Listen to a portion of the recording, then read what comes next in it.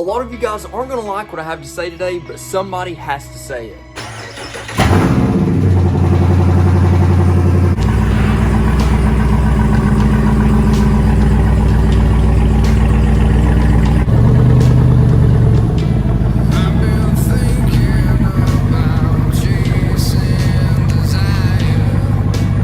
Now, as many of you guys know, I've had one of all of the newer Wranglers. So the TJ, the JK, the JL, and with one of them being better than all the rest, there's one that just doesn't make sense anymore, and that's the JK. You see, at the time that the JK actually came out back in 2008, it was a revolutionary design. It was a 4-door Jeep Wrangler, something a lot of people had wanted for a long time.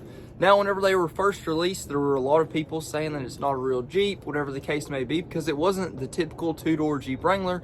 But at the time, it almost entered the Jeep Wrangler into a full-size category and full-size capabilities. So you could actually haul people around without cramming them in the back. So it opened the door to a lot of new customers that couldn't really justify a Jeep Wrangler at the time just because of the interior space and capacity.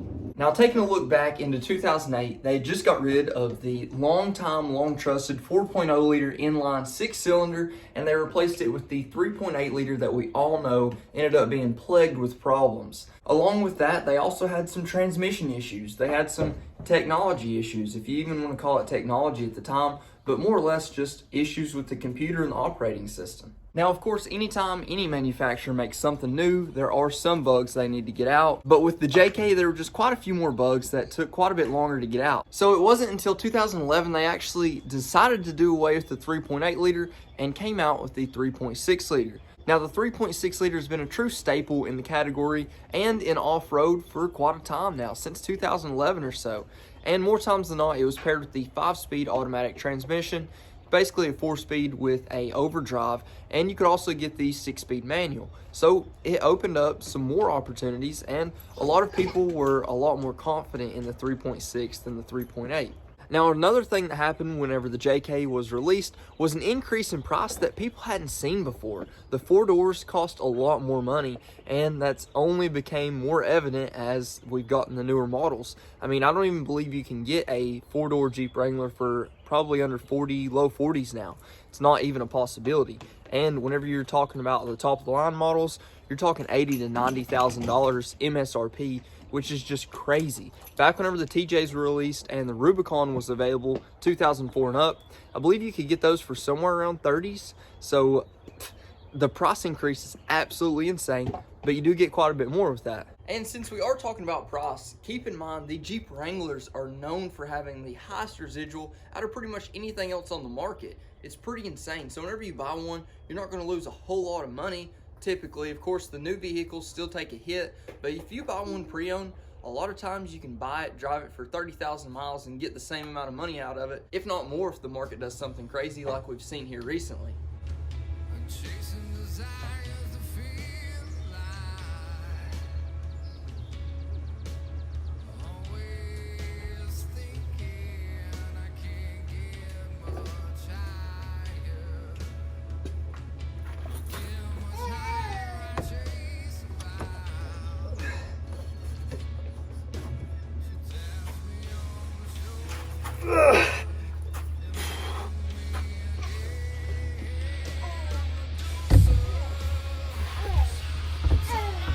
Oh.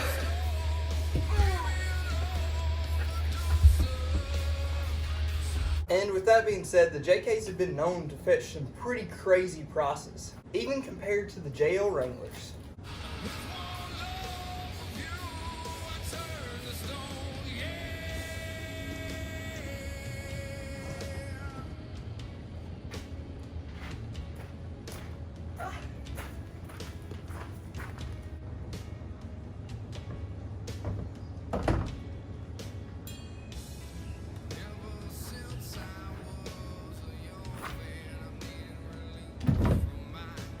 I swear that thing just keeps getting heavier.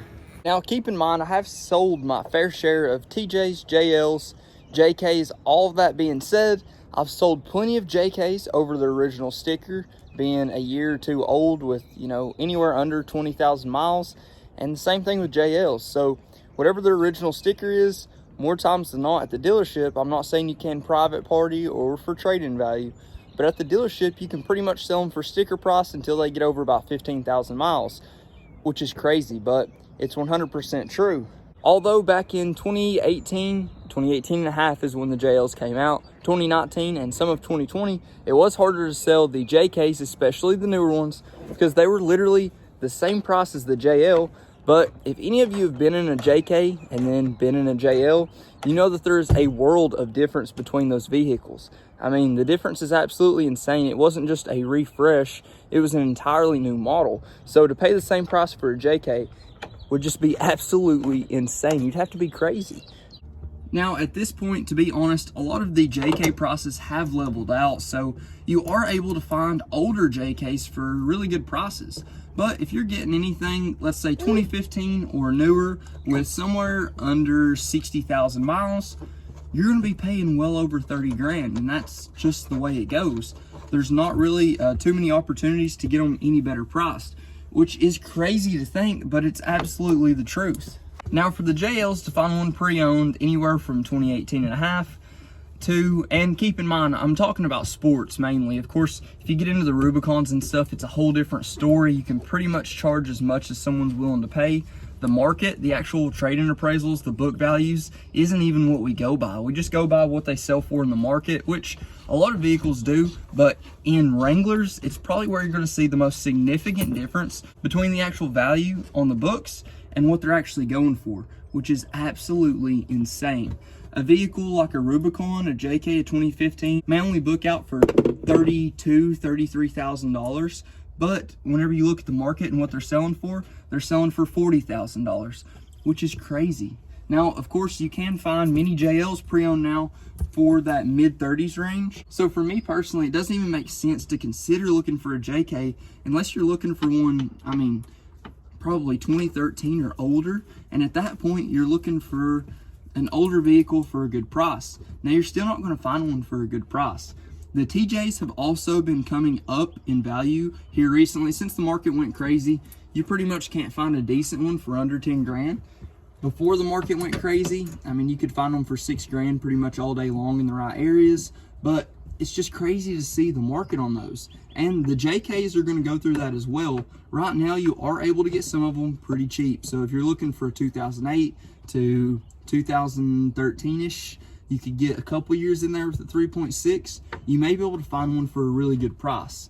So I think those you could be able to justify, you know, being able to get one under 20 grand with a decent 4-wheel drive, 4-door vehicle, pretty awesome. And the 2 doors are a little bit cheaper as well.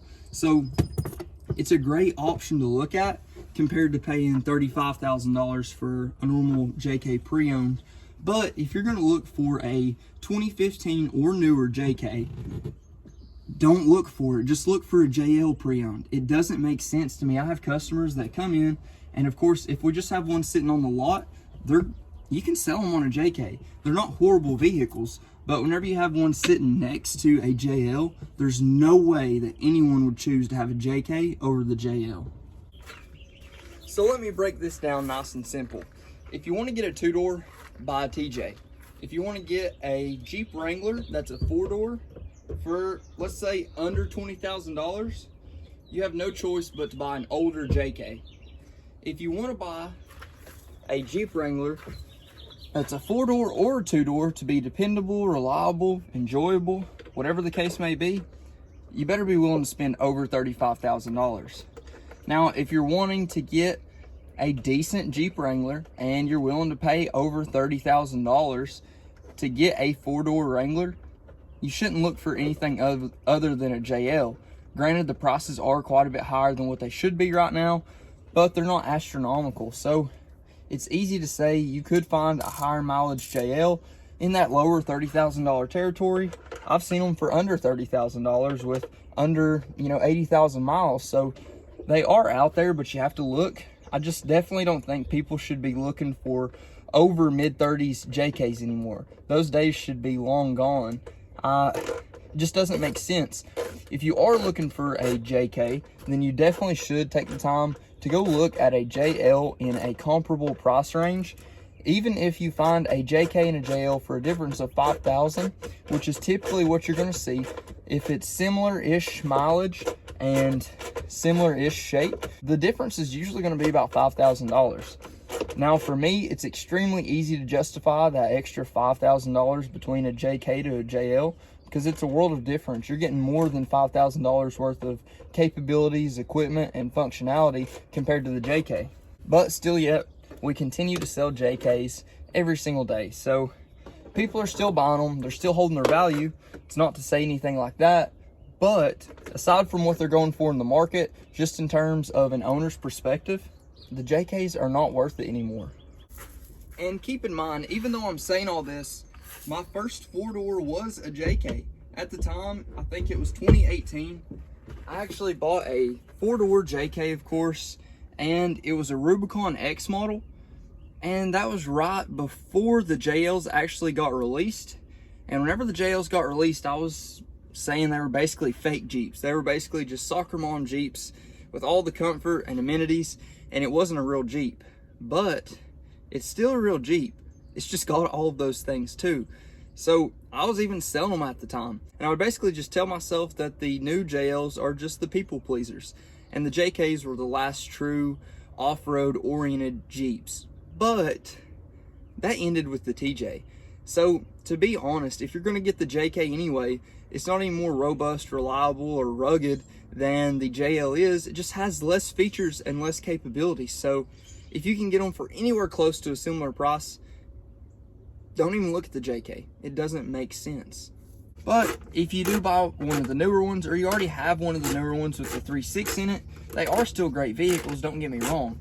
I'm just saying, for the price now, for what they go for compared to what you can get for a similar price, they don't make sense to purchase. If you already have one, great. Enjoy it. Use it. I loved my JK. I honestly did. I had no major issues with it until I did, and then I got rid of it. But I really didn't have anything to really complain about. I loved it. It actually had the bigger screen at the time where it would flip up. You could throw DVDs in it to watch DVDs and all that stuff. So it seemed like it had functions and capabilities. It had the Alpine sound system. Of course, with the Rubicon X, it had the Dana 44s. It had the front and rear lockers, sway bar disconnect. It had all that cool stuff. The road noise, the wind noise isn't that much different versus the JL and the JK. But whenever you get them on the road and you're just driving them, something about the JL just feels way better. They've got the suspension designed quite a bit differently. You get rid of that old, outdated transmission, which was the number one thing I hated about the JKs. Of course, if you have the 6-speed, it's a 6-speed. It was a little different, but it was fine. The automatic transmissions in those just were absolutely horrible. If you were to fix them up, lift them up, do any of that stuff, it was just rough. They were always searching for gears. You never got the right power because you only had 5 speeds. So whenever you go to the JL, you've got the 8-speed automatic transmission. And to me, that was honestly the biggest selling point. The 8-speed completely changed the way the 3.6 liter operated. And at the time, whenever I first drove a Rubicon with the 3.6, the 8-speed automatic transmission, the 410 gears, I could tell right away that there was a massive, massive difference. And that was really one of the main things that sold me on it, is that 8-speed automatic transmission. That gives you the ability to run quite a bit bigger tires than what you could have on the JK more comfortably without having to re-gear. In this case, in my cases, I've been able to run 38 1550s, even a set of 40 by 1550s on a stock Rubicon, pretty much stock without re-gearing. So, I mean, it's been extremely impressive, and the 8-speed really holds up. So, I think it's way better than the 5-speed. And a lot of the ergonomics of the new JL versus the JK are just completely different. I personally like them quite a bit more, and you get just a better look. Obviously, JKs are quite a bit outdated now, and whenever you get on the inside, obviously, it's just a completely different thing. And one thing I completely forgot to mention is just how easy it is to take the top and doors off on the JL versus the JK. And hopefully you've been able to see that from this video, but the doors are actually aluminum base now, and the top for some reason is lighter. So to do this all by yourself isn't quite a task like it was with the JK. For me, it was a hassle on the JK. Even just picking up the doors and throwing them back on was not fun at all. But with the JL, they're quite a bit lighter, and you don't really have the issues you did with the JK. So that's just another thing that adds to it. And that's not even mentioning the best part. You get to make fun of all your friends with the JK whenever you have a JL, or even a TJ. So that's my honest opinion on the JK and actually purchasing one right now. I've loved them before, I'll love them again, but for right now, it just does not make sense to buy one whenever you can get something else with more capabilities, more features, more comfortability and practicality for a similar price. Let me know what you guys think and what your honest opinion is on this. If you haven't already, please like, comment, subscribe. Let me know what you think. Let me know what you want to see next. And until next time, Godspeed. I didn't even talk about the JL's not leaking as bad.